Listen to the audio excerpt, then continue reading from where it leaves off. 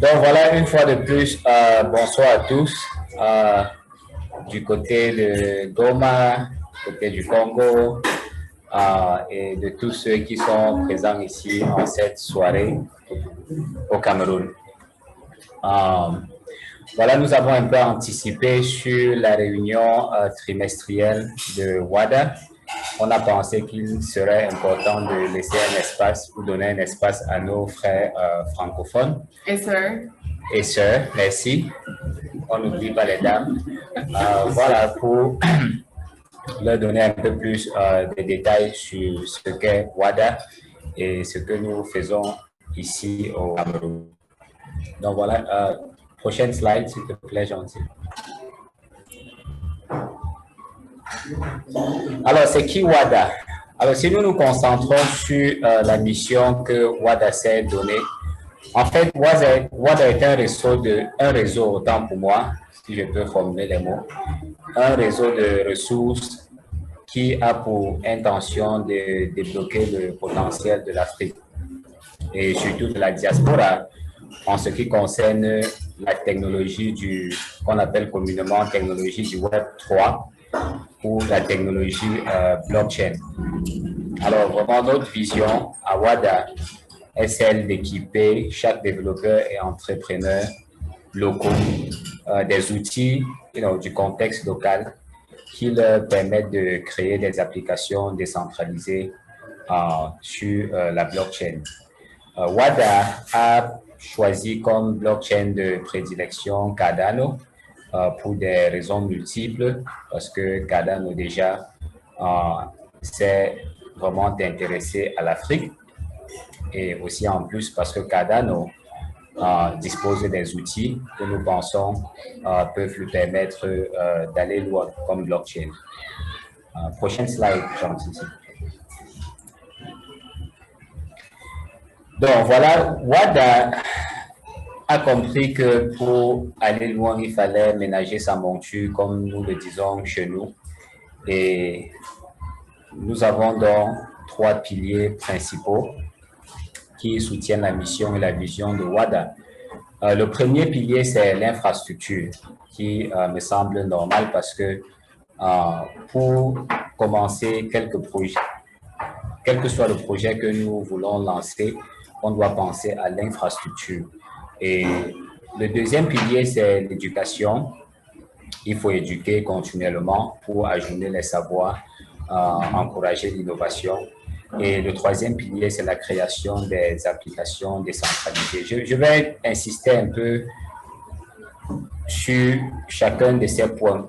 Alors, l'infrastructure, WADA étant un réseau de hubs qui se déploie en Afrique et se voulant un point de référence ou des points de référence parlant de chacun de ces hubs, a besoin de mettre sur pied une infrastructure minimale qui permet à ces hubs locaux d'avoir la logistique nécessaire pour mettre à la disposition des entrepreneurs et des développeurs locaux ce dont ils ont besoin pour passer dans ce nouveau monde qu'est la blockchain ou de façon générale la technologie des registres distribués. Donc, entre autres, WADA, les hubs de WADA sont en fait des espaces où on retrouve des bibliothèques ou peut-être librairies. Et on retrouve également l'Internet. On retrouve des éducateurs ou des gens qui ont des connaissances dans le domaine de la blockchain. Et voilà, donc qui travaillent ensemble pour résoudre ou répondre aux questions des développeurs aussi bien que des entrepreneurs locaux. Alors, le deuxième pilier qu'est l'éducation est vraiment au centre, puisque déjà, on voit bien qu'il est le deuxième au centre des trois. L'éducation, pourquoi? Parce que nous sommes dans un domaine qui est nouveau. Il faut éduquer. Éducation dans le sens large. Nous, ici au Cameroun, ce que nous faisons, c'est l'éducation dans les IT, c'est-à-dire Haskell, ensuite Plutus, l'architecture et la réalisation concrète des applications. Mais ailleurs, dans d'autres hubs, il est question de mener des projets éducatifs dans d'autres aspects. qui sont toujours reliés à la blockchain. En 3, nous avons la création des applications décentralisées qui vraiment ici est la finalité parce que si nous disposons de l'infrastructure, par la suite, nous complémentons l'infrastructure avec l'éducation parce qu'on a créé le cadre approprié pour apprendre. Je pense que la finalité, c'est de produire. Et ces produits sont donc les applications décentralisées que nous pouvons développer sur la blockchain. Prochaine slide, please. Donc, comment est-ce que WADA se déploie où nous pouvons parler ici d'une vue générale de WADA? Comme je disais tantôt, c'est un réseau de hubs qu'on retrouve dans les différents pays que vous pouvez voir projetés. On a le Ghana, le Cameroun, la République démocratique du Congo, on a le Nigeria, la Côte d'Ivoire et plus qui sont en train d'apparaître un peu de partout en Afrique. Donc, c'est une fois de plus, un hub, c'est tout simplement une spécialisation. Donc, un hub, c'est une spécialisation qui permet à WADA de un peu diviser, je dirais, pour mieux s'organiser dans le sens où quand on se spécialise dans un domaine donné, par la suite, on mûrit dans ce domaine et on peut partager des connaissances, des méthodologies ou des standards avec d'autres hubs pour qu'à la finalité, nous ne soyons plus qu'un. Le Ghana, par exemple, se focalise sur tout ce qui regarde l'académie, les étudiants, comment les motiver à travers des événements et aussi approcher le gouvernement pour question de commencer à impliquer les législateurs dans ce monde qu'est la blockchain. Au Cameroun ici, nous nous focalisons sur l'éducation en Haskell, Bluetooth, donc de façon générale en information technology. M'excusez, parfois les mots en français ne sortent pas. Donc, et le deuxième aspect, c'est l'agriculture. Et bon, la finalité aussi, c'est de trouver le pont entre l'informatique et l'agriculture. Au niveau du Congo, je pense que Gentil pourra peut-être mieux nous détailler sur ce point. Et voilà, le Nigeria, Megan pourra nous aider. Et voilà, donc à la base, les hubs se spécialisent dans des domaines spécifiques. Et l'idée, c'est de partager ce savoir plus tard dans le futur, une fois qu'on a maîtrisé nos méthodologies, nos procédures dans des domaines spécifiques. Donc, le réseau des ressources est bien évidemment constitué des ressources humaines. Qui sont les développeurs, les formateurs, les entrepreneurs, les consultants, voilà. Donc, il y a une grande diversité au niveau des ressources humaines. Au niveau des ressources matérielles, nous avons parlé de l'infrastructure avec du matériel physique et autres qui nous permet d'accomplir les différentes tâches que j'ai énumérées. Prochaine slide. Donc, plus précisément, en ce qui concerne notre hub ici au Cameroun, nous l'avons appelé Disruptive IT Cameroun, DITC. J'espère que le C va changer bientôt en A, ou Afrique peut-être. Mais l'idée, c'est d'amener cette technologie c'est-à-dire nous pousse à vraiment changer le paradigme de réflexion. Nous voulons, à travers ce nom, indiquer notre grande volonté et détermination de proposer ou suggérer quelque chose de nouveau. Nouveau qui vraiment nous pousse à aller fouiller dans notre tradition ancestrale primordiale afin de laisser tomber les masques et je dirais les voiles qui ne nous permettent pas d'apprécier les problèmes dans notre contexte local comme on devrait le faire. Donc, une fois que ces masques sont tombés, il est donc question de proposer des solutions qui, bon, naturellement, seront radicales, mais qui vont apporter un nouveau souffle au monde de l'informatique dans notre contexte local. Donc, je rappelle qu'on se focalise sur l'agriculture. Entre autres, vous pouvez voir cette photo euh, qui vous donne une idée de quoi il est vraiment question. Nous faisons principalement dans le bio l'agriculture syntropique et l'agriculture régénératrice, peut-être. Nous focalisons également dans l'éducation. Mais l'éducation, ce n'est pas seulement en IT, comme je l'ai souligné, ou en Haskell, Plutus. Nous concentrons également sur notre culture ancestrale.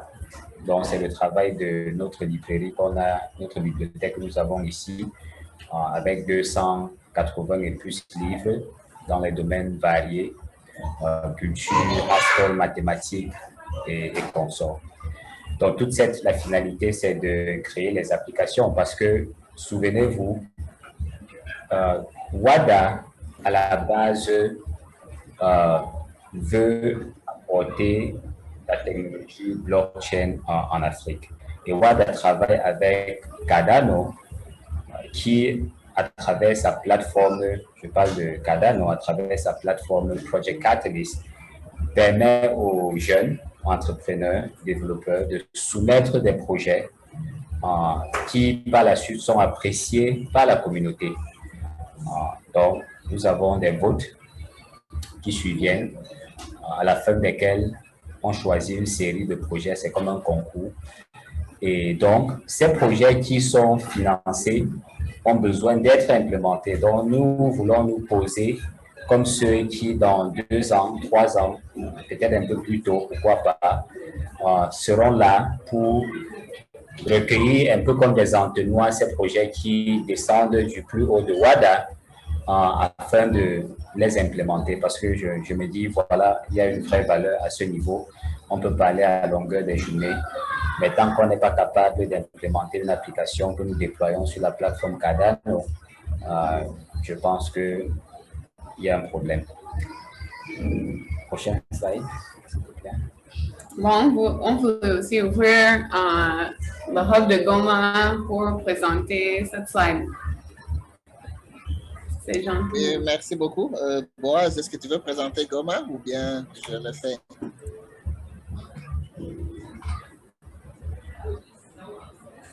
Boaz, tu es en ligne? Oui, on peut s'entraider. Je vais commencer. Parfait. Donc, Goma Hub est en République démocratique du Congo. Et elle est au niveau de l'Est de la République démocratique du Congo depuis 2021. Et je peux dire que les activités sont autour de Cardano principalement, mais que l'éducation, elle est au centre parce que le Hub est dans une institution d'enseignement supérieur. Au Congo, on les appelle Institut supérieur de développement rural des Grands Lacs. C'est comme un institut supérieur, c'est comme un collège aux États-Unis. Mais aussi, on a beaucoup de tourisme au niveau de Goma, donc on essaie aussi de promouvoir l'écotourisme à travers le Stake Pool de Goma. Nous avons des étudiants, environ 6 qui sont réguliers et qui apprennent Haskell et Bluetooth, dont Boaz et ses amis Innocent, qui est l'enseignant aussi, qui est en ligne aussi. Donc, on a à peu près 7-8 personnes qui sont actives régulièrement.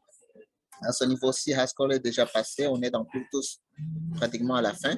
Et nous avons bien sûr un Stake Pool qui est au sein de l'institution elle-même, juste dans le hub. Et pour l'entrepreneuriat, nous motivons les gens à participer d'abord en tant que proposal assessor, mais aussi en tant que créateur d'applications.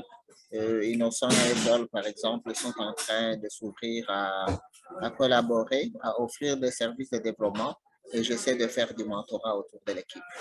Donc, si Boaz a quelque chose à ajouter, il est welcome. Yes.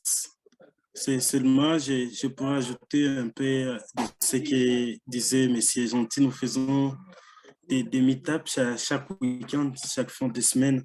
Et tel qu'il a précisé, nous facilitons à la jeunesse de Goma la participation aux différentes propositions de projets sur Project Catalyst. Nous leur expliquons comment ça fonctionne, comment on peut évaluer des projets et quelles sont les conditions ou bien quels sont les formulaires à remplir pour parvenir à proposer un projet sur Cardano.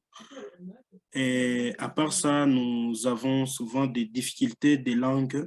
Une grande partie de notre communauté, comme vous le connaissez, en République démocratique du Congo, nous sommes beaucoup plus francophones. Autre comme barrière, c'est quelquefois les problèmes du courant, de l'énergie électrique et de la connexion. Les deux facteurs nous limitent quelquefois. Voilà, c'est tout ce que je pourrais ajouter. Merci beaucoup. Merci beaucoup. Donc, on peut passer à la salle. Ça, c'était pour Goma. Et si vous avez des questions, n'hésitez pas. Manfo, à ton tour.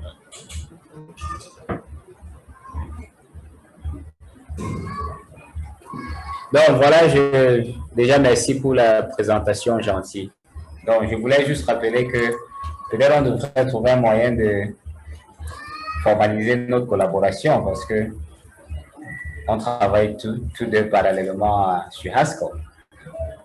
Une question, juste un rappel aussi, c'est que moi personnellement, je suis bien sûr aussi dans le rap de Goma, mais j'offre aussi des cours de Bluetooth en ligne à travers Gimba Labs. Donc je pense que pour ceux qui sont en Côte d'Ivoire, j'en ai vu des comme 3 ou 4 qui se sont joints au cours. Donc n'hésitez pas si vous voulez apprendre Bluetooth en français. Il y a un cours qui est déjà à sa 2e session. Et vous pouvez essayer libre, c'est gratuit. C'est en ligne selon votre temps. Désolé, mais enfin, juste une petite interruption que j'avais oublié de mentionner. Oh non, c'est bon, c'est magnifique. Je suis certain qu'on va te revenir au moment opportun. Ça me semble être une ressource absolument incroyable. Bon, nous avons maintenant une dizaine de minutes avant que les enfants arrivent pour toutes les questions. Je vais, par exemple, je vais prendre l'occasion, peut-être que vous saluer aussi et tourner la caméra. Vous pouvez voir que nous sommes ici dans notre hub. Ils sont en train de vous regarder là-bas. Voilà, OK. Alors, on va également prendre les questions ici, comme en ligne. Bonjour, je voudrais poser une question. C'est Laurentine. Ah, bonjour Laurentine. Oui, j'ai écouté la présentation de Gentil concernant le cours en ligne. Là. En fait, je pense que Gentil est très, très occupé. Est-ce que j'ai souvent l'habitude de lui écrire sans recevoir de réponse. Mais bon, ce n'est pas grave, je comprends. Il y a, justement, nous avons eu au total 10 personnes qui veulent suivre la formation. Et ma question était de savoir s'il y avait un suivi. Ou bien la formation, puisque ce n'est pas mon domaine, je ne suis pas développeur. Est-ce que c'est une formation qu'on peut apprendre comme ça? C'est des tutoriels qui peuvent aider quelqu'un sans aucun soutien du professeur? Oui, merci beaucoup, Laurentine. Désolé, je vais encore répondre à ton message. Je pensais avoir répondu, mais comme tu le sais, oui, le temps est souvent court. Le cours est fait d'abord pour des personnes qui ont pris l'initiative d'apprendre d'abord Haskell. C'est pour cela qu'avant qu'on introduise le cours sur Bluetooth, on donne aux étudiants un minimum de compétences à acquérir sur Haskell. Il y a des cours en ligne. J'ai mis un livre qui est en ligne dès le premier module. Et je demande aux étudiants de parcourir. Dans ce livre-là, il y a des exercices.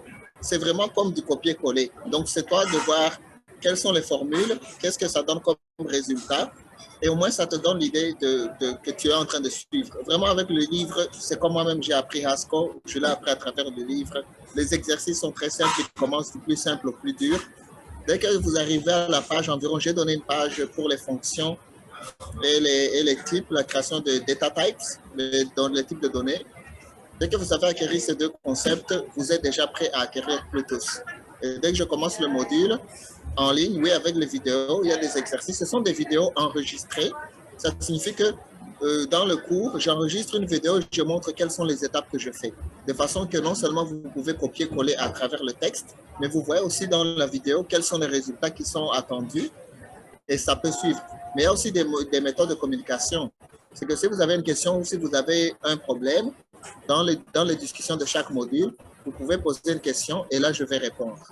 Et on peut même s'organiser sur Discord. Je serai toujours disponible une fois par semaine pour résoudre les problèmes des étudiants. D'accord, merci beaucoup.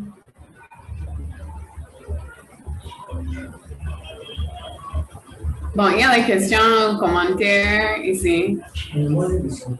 Oui, oui. Lorsque, par exemple, on a fait la présentation des domaines que vous avez dit, comme l'éducation, agriculture, création des applications. Vous avez comme vous avez des projets, comment ça passe les projets dans les forcément il y a trois donc vous avez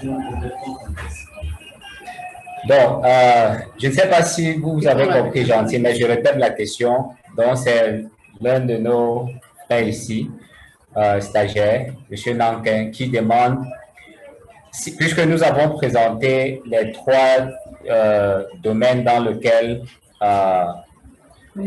nous focalisons, le hub du Cameroun, c'est-à-dire que agriculture, éducation et création des applications. Il demandait donc si les projets que nous soumettons sur la plateforme de Cardano doivent absolument se limiter à ces trois aspects. Donc, je m'en vais donc répondre à la question pour dire non, ça c'est juste les domaines dans lesquels nous nous focalisons au Cameroun. Et tu peux bien voir que le troisième point, c'est la création des applications. C'est des applications qui peuvent parler de n'importe quoi. Tant que ça résout un problème concret de la société, c'est ça qui compte. Donc, applications dans le domaine de finance, médecine, agriculture, éducation et consorts, identité, voilà, tout est prenable. Mais pour ajouter quelque chose, la plateforme projet Catalyst, où on soumet ces projets, s'organise, c'est-à-dire à des catégories. Donc, pour chaque campagne de financement, il y a des catégories. Donc, tu dois te plier à ces catégories. C'est-à-dire, s'il y a une catégorie, c'est pas éducation, les projets que tu soumets dans cette catégorie doivent être liés à l'éducation, naturellement. Donc, ça, c'est la seule contrainte. Gentil, tu as quelque chose à ajouter, peut-être? Oui, aussi, souligner bien sûr que le projet Catalyst, comme tu le dis, c'est bien limité, c'est fait par des équipes qui déterminent les priorités du moment de chaque fonds. Il y a des cycles, mais au juste, même le fonds Catalyst, un jour, sera fini. Et la plupart des fonds dans la blockchain viennent des individus. Donc oui, Catalyst, c'est une source de financement. Mais lorsqu'on parle de marché, ce sont d'abord les utilisateurs. Donc, s'il y a une solution que tu proposes, tu la proposes d'abord pour les utilisateurs. Catalyst, c'est vraiment une très petite partie de ce qui peut financer une entreprise sur la blockchain. C'est une très bonne précision, gentille. Je pense que nous parlons souvent de Project Catalyst parce que c'est aussi ça qui nous a mis où nous sommes aujourd'hui. Alors, c'est un peu à travers ça qu'on a pu ouvrir ces hubs. Et aussi, il faut souligner maintenant l'idée des hubs partout en Afrique et pourquoi avoir une spécialisation. Par exemple, si vous avez des idées qui, ne reste pas dans le cadre de notre spécialisation. Peut-être que vous pouvez plutôt parler avec un autre hub de WADA qui se spécialise dans ce domaine pour avoir aussi des conseils et des collaborations. Tu vois? Oui, moi aussi je pense que c'est vraiment vrai. Il y a plusieurs hubs qui se spécialisent dans différents domaines. Par exemple, comme celui de hub de Goma, là on dit qu'on parle d'écotourisme, c'est pour le développement durable, donc la protection des aires protégées, des parcs et des animaux protégés.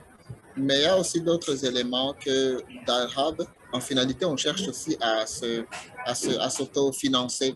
C'est que même si un hub existe aujourd'hui, déjà dans sa communauté, il doit déjà chercher des ressources locales pour s'autofinancer. C'est pour ça que, par exemple, le Hub de Goma, ils ont lancé un secrétariat public, par exemple, pour imprimer, comme ils sont dans une institution d'enseignement, université, les étudiants ont souvent des mémoires à imprimer. Donc, ils ont créé ce petit secrétariat pour générer encore un peu de revenus pour s'autofinancer pour certains besoins.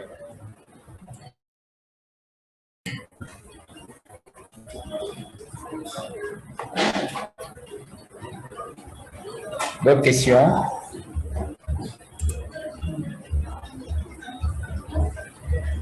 Bon, c'est une préoccupation. Lors de la présentation, vous avez dit que dans les objectifs principaux de WADA, avec l'assentiment de Cardano, c'est d'implémenter le cycle de la crypto-monnaie en Afrique. Mais moi, j'aimerais savoir parce que vous n'êtes pas quand même les seuls qui sont lancés dans le domaine en fait.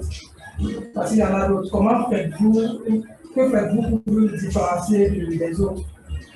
C'est tout ça ma préoccupation. Donc, je vais peut-être donner une réponse partielle.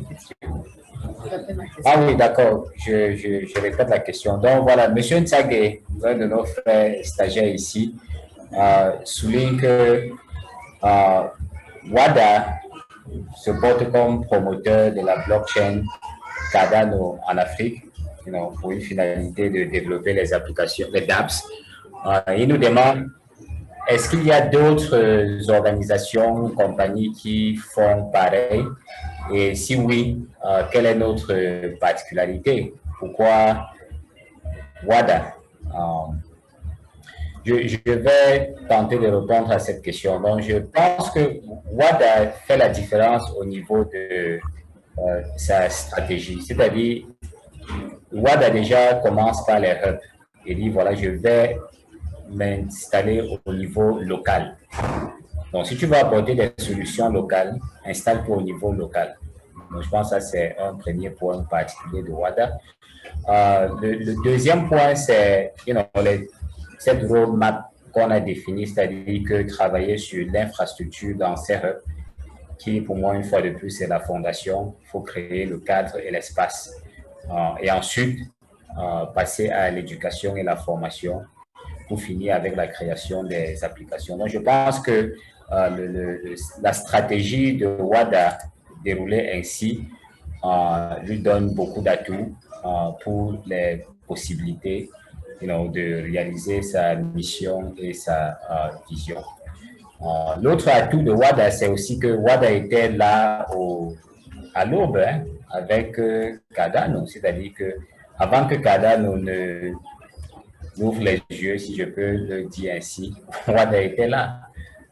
Dès la première campagne, à travers notre chère maman fondatrice, Mercy. Qui est peut-être ici. Oui, Mercy. On veut interrompre pour dire que la réunion générale est en train de commencer. Il y a les gens parmi nous maintenant qui ne suivent rien. Alors, on va peut-être ouvrir un peu aux anglophones de se dire bonjour, hello, etc.